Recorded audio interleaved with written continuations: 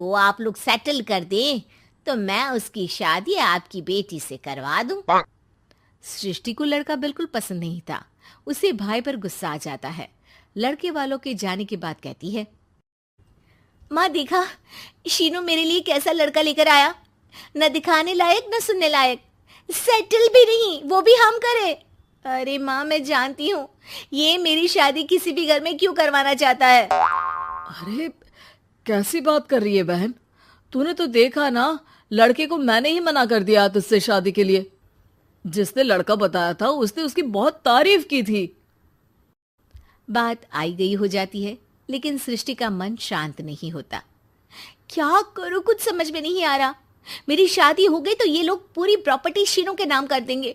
मेरे हाथ तो कुछ लगेगा ही नहीं। तभी सृष्टि को आइडिया आता है। वो किसी वकील को फोन करती है।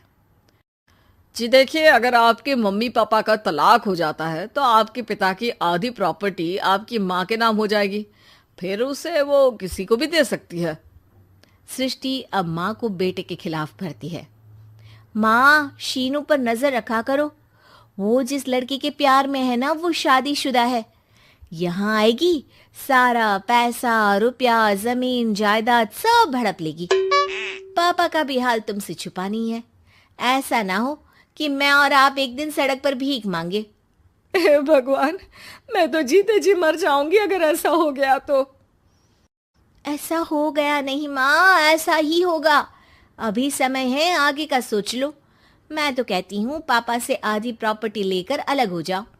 पापा की आधी प्रॉपर्टी भी हम लोगों को अगर मिल जाती है ना, तो अगले 7 जन्म सफल समझो।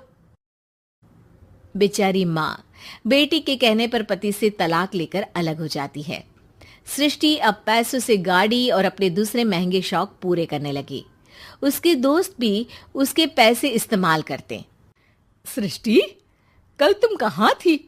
मैं सारा दिन घर पर अकेली थी। तो मैं क्या करूं? मैंने ठेका तो नहीं लिया है ना तुम्हें संभालने का। माँ को सृष्टि से ये उम्मीद नहीं थी। वो बैठकर रोने लगती है। वहीं उसका पति यानी कि सृष्टि के पिता आ जाते हैं। मैं जानता था कि तुम्हारा यही हाल होगा, तो आपने मुझे रोका क्यों नहीं? मैं रोकता तो तुम रुकती क्या? सृष्टि के कहने पर तुमने मुझ पर अपने बेटे पर शक किया, लेकिन तुम ये भूल गई कि कैसे हम दोनों ने मिलकर जीवन में इतना सब खड़ा किया। माँ पति के गले लग जाती है। मुझे माफ कर दीजिए, मैंने आपकी कमाई का एक बड़ा हिस्सा गवा दिया। कोई बात नहीं, तुम साथ हो तो मैं ऐसी 7 प्रॉपर्टी खड़ी